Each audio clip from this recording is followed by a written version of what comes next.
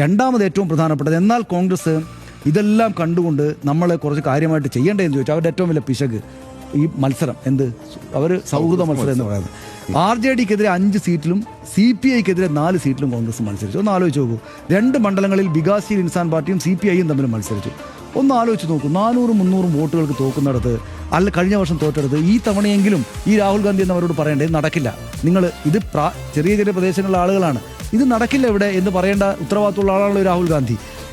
RJDക്കെതിരെ 5 സീറ്റിൽ, ഇപ്പോൾ നോക്കൂ, CPIക്കെതിരെ 4, 5, 4, 9 സീറ്റ്. ഈ മത്സരം അവിടെ ഉണ്ടായിരുന്നെങ്കിൽ 9 സീറ്റ് അക്കൗണ്ടിൽ ഇരുന്നേനെ, ആ മുന്നണിയുടെ അക്കൗണ്ടിൽ ഇരുന്നേനെ.